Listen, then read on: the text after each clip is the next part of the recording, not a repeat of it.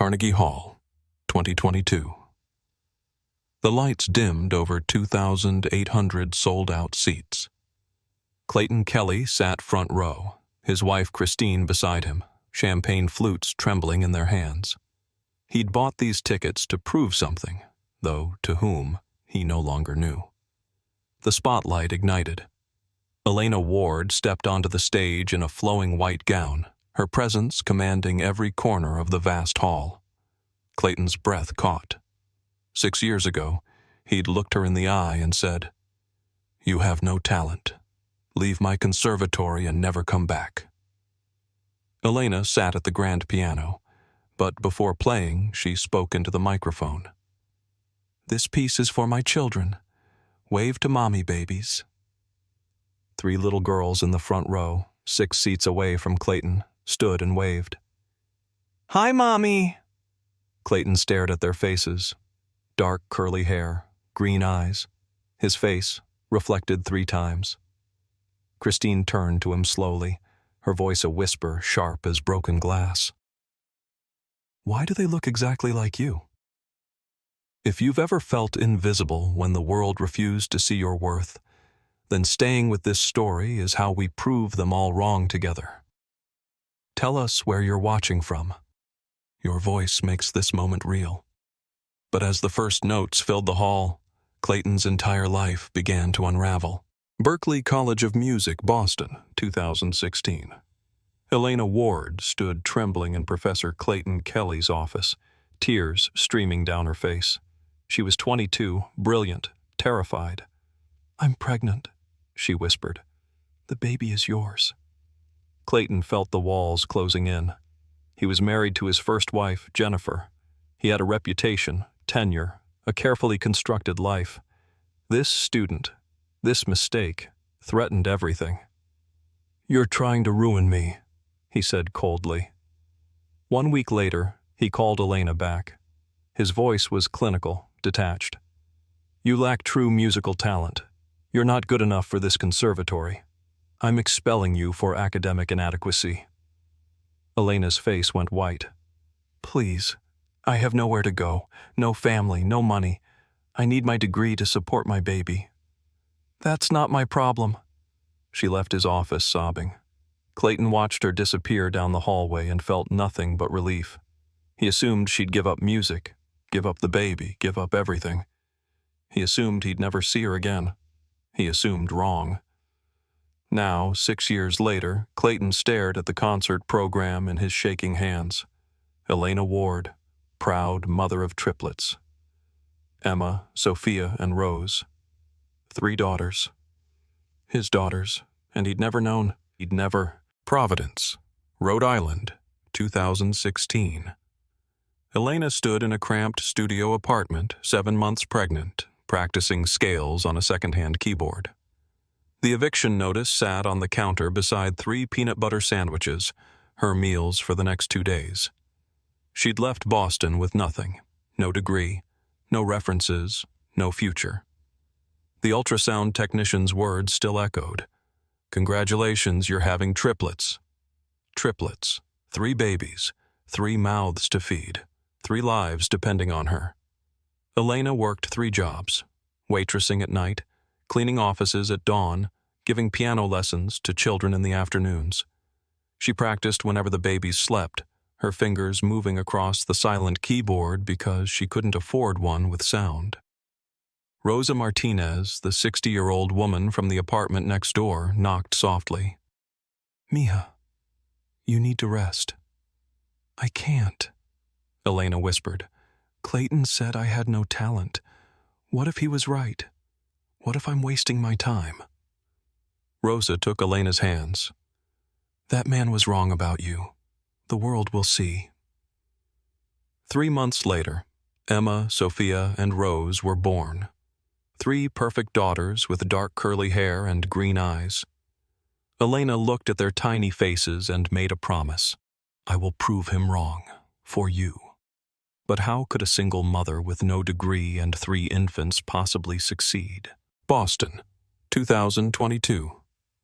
Clayton sat in his office at Berklee, staring at the classical music magazine. The The advertisement showed Elena's photograph and a single line, "Carnegie Hall debut, sold out in 48 hours. His hands trembled. He'd told her she had no talent. He'd destroyed her future. Yet somehow she'd become successful enough to perform at Carnegie Hall, the pinnacle of any musician's career. Clayton's phone buzzed. A text from Christine. "Bought train tickets to NYC for Elena's concert. Taking my sister Amanda. This will be romantic." His stomach dropped. Amanda had never liked him, always watching him with suspicious eyes.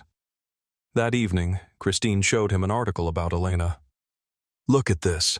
Single mother of 6-year-old triplets. Can you imagine raising 3 children alone?" Clayton's vision blurred. 6-year-old triplets. The timeline was perfect, or perfectly damning. "The children's father isn't in their lives," Christine continued, reading. "She says they're better off without him." Clayton felt the room spinning. Later that night, he searched online and found a clear photograph. Elaina standing with Emma, Sophia, and Rose. 3 little girls with his dark curly hair, his green eyes, his features. There was no denying it anymore. Christine appeared in the doorway, holding her phone. "Clayton, why do those children look exactly like you?" The lie died in his throat. Carnegie Hall, backstage, 2022. Elaina stood before the mirror in her dressing room, her hands steady. She'd practiced for this moment for 6 years. Every sleepless night, every doubt, every memory of Clayton's cruel words. Her phone buzzed. A text from Rosa. "He bought front row tickets. He's coming." Elaina smiled. Good. She wanted him to see. She wanted him to witness what he'd tried to destroy. Emma, Sophia, and Rose burst into the room, wearing matching white dresses. "Mama, the hall is so big," Emma exclaimed. "Are you nervous?" Sophia asked. Elaina knelt before her 3 daughters. "No, babies. I'm ready. You 3 are my strength." Rose hugged her tight. "We love you, Mama." These 3 girls, born from betrayal but raised in love, were her greatest achievement, not Carnegie Hall, not the sold-out concert. Them. A stagehand knocked. 5 minutes, Miss Ward." Elaina stood, smoothed her white gown, and took a breath. Tonight, she would play for her daughters. Tonight, she would show Clayton Kelly that he'd been wrong about everything. If you've ever carried the weight of someone else's cruelty and refused to let it break you, staying with us now matters more than words can say. Tell us where you're watching from. Every voice here is a witness to what comes next. As Elaina walked toward the stage, she heard Christine's voice in the audience. "Those are definitely his children." The lights went dark. Nearly 3,000 people held their breath. Clayton gripped his armrests, his heart hammering against his ribs. Elaina walked into the spotlight, poised, confident, powerful. She sat at the grand piano and placed her hands on the keys. Then she began to play. The music that filled Carnegie Hall was transcendent. Her original composition, Morning Light. Every note was perfect.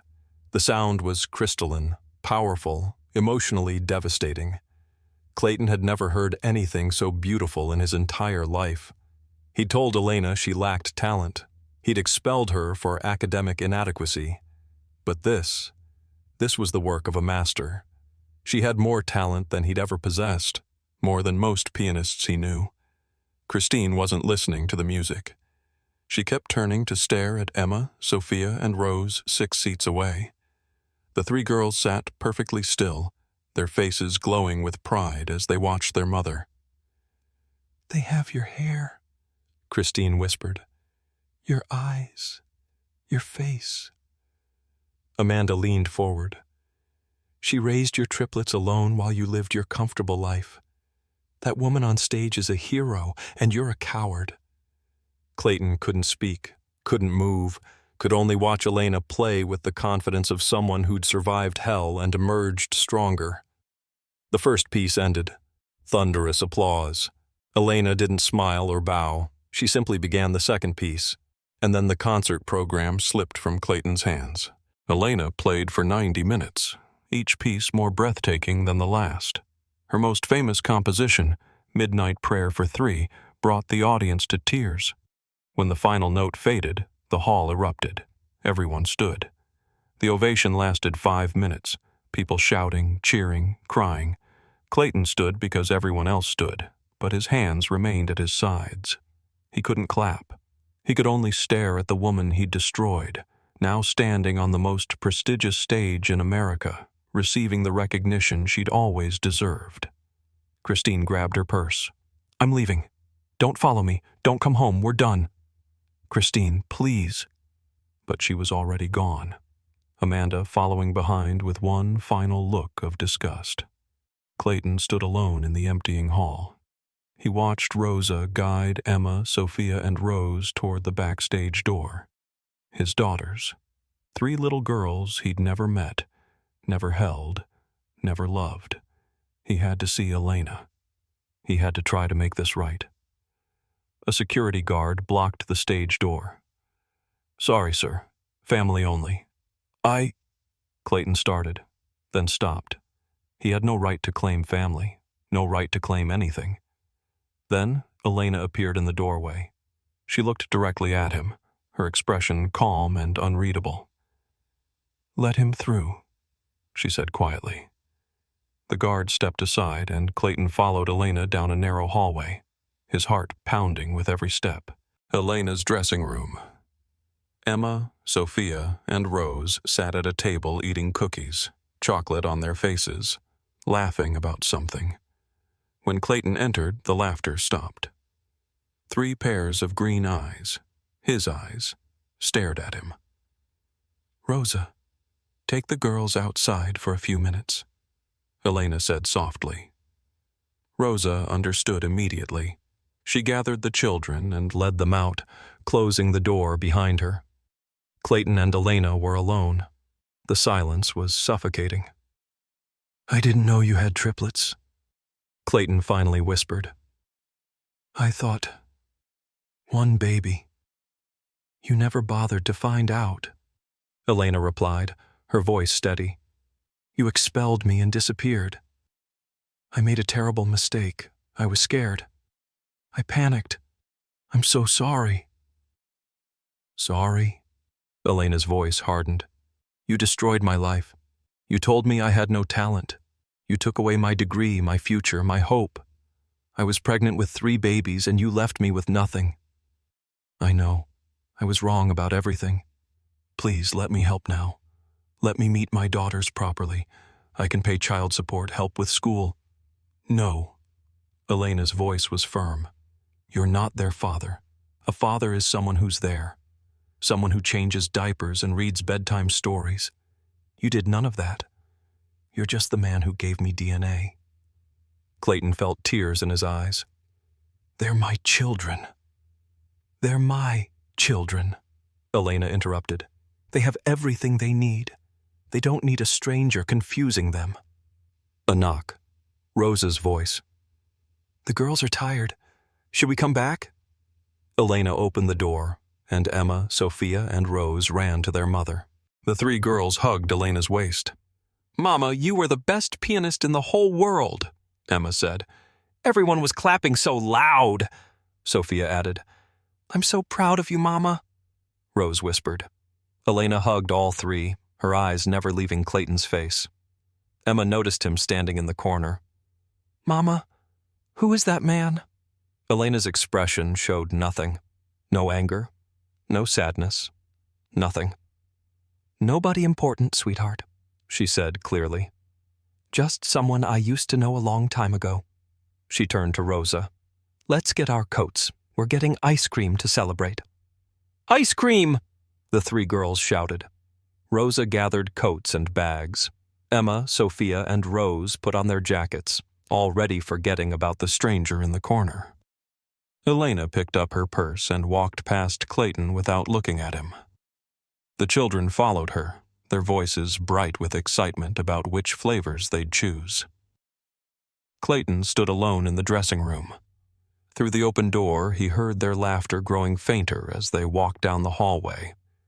Then, silence. He sat down, put his head in his hands, and finally understood. He'd lost everything that mattered. His marriage, his reputation, his children. But Elaina, she'd won everything: success, love, freedom. Outside Carnegie Hall, the night was cold and the streets were crowded, but Clayton had never felt more alone. Clayton's Ending, New Hampshire, 6 months later. Clayton lived in a studio apartment above a pizza restaurant, teaching beginner piano to children who didn't want to learn. He'd been fired from Berkeley after an investigation revealed a pattern of inappropriate behavior with students. No reputable school would hire him. Every night he searched online for news about Elaina. She'd signed a major recording contract. She was teaching at Berkeley now, the conservatory that had expelled her. She was inspiring the next generation of musicians, and Emma, Sophia, and Rose were thriving, taking piano lessons, painting, playing violin, growing up with love and stability. Clayton would spend the rest of his life regretting what he'd done.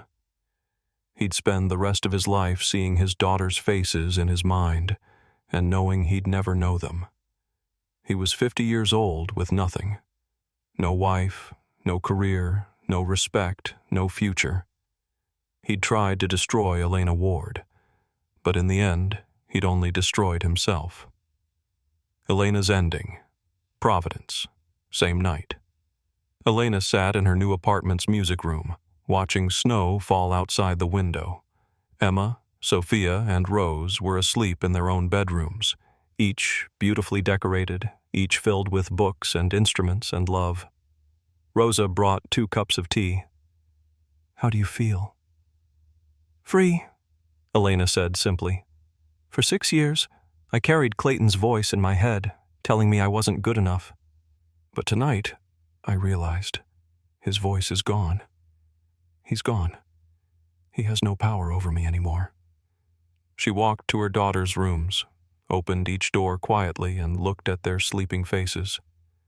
Emma, Sophia, Rose, her 3 reasons for everything. Then she returned to her piano and began playing a new composition called Freedom. The music was joyful, hopeful, powerful, everything she'd become.